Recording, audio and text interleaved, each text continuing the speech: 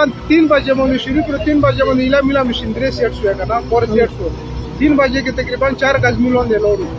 او دا به ان شاء الله چې 24 घंटे کې دا دوران بشرا بدلی کې به شپونه به تدریج شپونه به لګایي هغه شپونه چې کېږي ان شاء الله په 24 घंटे کې موږ توقع چې ان شاء الله 10 نه 15 غاز پر وګورو اصل څه څومره ورځې چې دا کاور شي ان شاء الله موږ تا شته تقریبا 7-8 میلیون چې او کالاره خو پر دا خو سنتي غوړي ډېر سخت دی کنه ډېر کلاک وړه انټي باندې کټ کور وړي کا پاستا خو راغله ان شاء الله چې ډېر زر به بیا کوي ان شاء الله چې په 4 دن کې به وشي کالانه غره خو امید چې دا کلاک ته ما انټي باندې ورکی او دا چې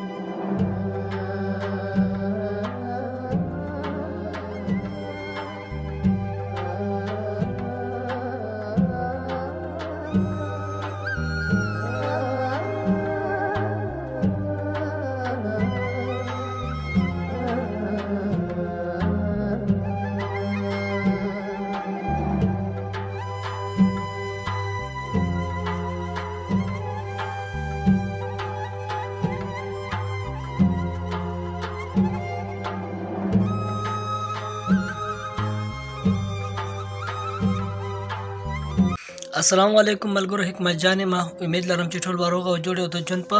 موضوع کې به ملګرو د ویډیو کلیپ مې در سره لږ ذکر شیر کړو چې د خلکو زړه تسلی وکړي الحمدلله په یحیی ماشوم باندې ډېر په تیزۍ سره کار روان دی او ان شاء الله ډېر زر به روخیږي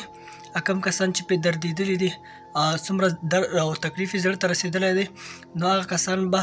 په هغوی باندې به د درد لږ کم شي ملګرو د یحیی ماشوم سره صرف د هغوی مور او پلار او د هغوی خاندان نه دی دردېدلی د هغوی سره ټول پښتانه دردېدلي دي ملګرو ما د دې نه مخکې ویډیوز کې هم ویلو او ډېر ملګري تنقید کوي په کمنټس کې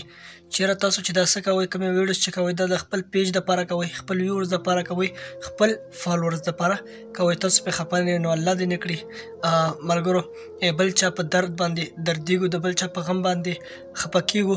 داسې د هغوی درد خپل درد ګڼو د هغوی غم خپل غم ګڼو نو ملګرو بیا هم درته وایم چې دا ویډیوز زه صرف او صرف دې دپاره کوم که نه چې ډېر پښتانه رونه شته دی چې هغه په بهر ملک کې مسافر وي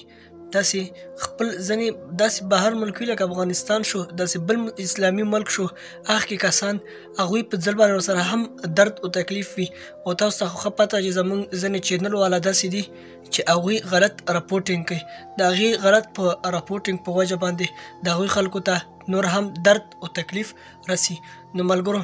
دا ویډیوز در سره وګورئ او مهرباني وکړئ چې ملګرو سره یې شیر کړئ خو تر هغې پورې خیر زموږ پښتانه داسې دي چې یوه ویډیوز پوره ګوري نه خپله رایې پرې مخکې ورکوئ نو ټولو پښتنو ته مې دا ریکویسټ هم دی چې پلیز کله ویډیو تاسو مکمل ګورئ د هغې نه پس پې بیا کمنټ کوئ مخکې ملګرو سره هم شیر کړئ چې هغوی هم خبر شي چېرې الحمدلله په یحیی ماشوم باندې د هغوی په کوی باندې هغه کم قبر چې ورته جوړ کړی په هغې باندې کار چالو دی ډېره مننه چې هر چېرته هم الله خوشحاله او آباد لره نور مال راکړئ اجازت د الله په امان